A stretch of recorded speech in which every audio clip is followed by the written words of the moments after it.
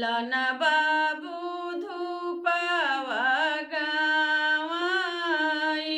अपना महलिया से निकले